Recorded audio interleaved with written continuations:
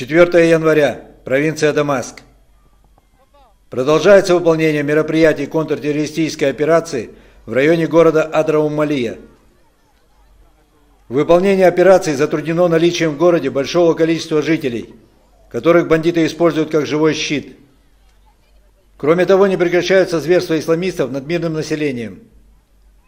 Командование сирийской армии, несмотря на противодействие со стороны террористов, делает все, чтобы обеспечить выход гражданских лиц из зоны боевых действий в безопасные районы.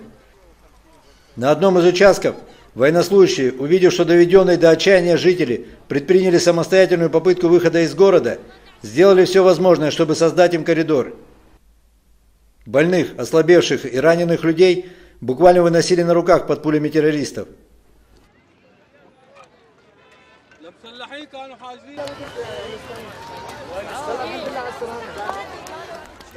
Благодаря смелым и решительным действиям военных, большое количество жителей под прикрытием армии были выведены из-под обстрела и отправлены в тыл, где им оказана первая помощь и выделен транспорт для эвакуации.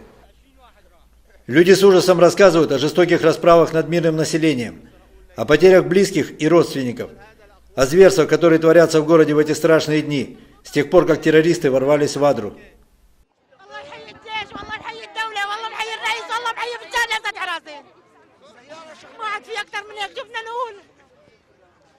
ما حرمت الشراد بس منا لله اخذوا سلمنا اخذوا اولادنا شو بدي اقول لك يا ابني شو بدي اقول لك اكثر من هيك شو بدي احكي الله يحمي الجيش الله يحمي الارض اللي بمشي عليها العسكري ويحمي هالدوله هذا زلمه نايم اختيار دخيلكم بس اول Нуждающиеся в медицинской помощи были отправлены в лечебные учреждения.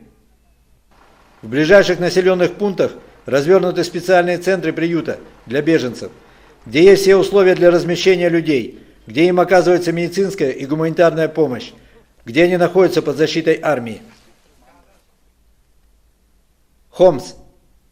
В провинции Хомс вооруженные группировки различных террористических организаций не прекращают попытки проникновения на территорию Сирии с сопредельной ливанской территории.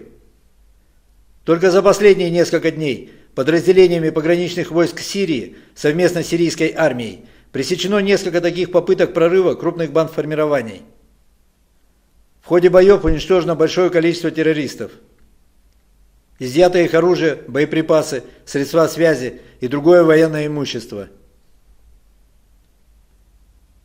Агентство «Анна Ньюс», Марат Мусин, Игорь Надыршин, Андрей Филатов, Виктор Кузнецов, Сирия.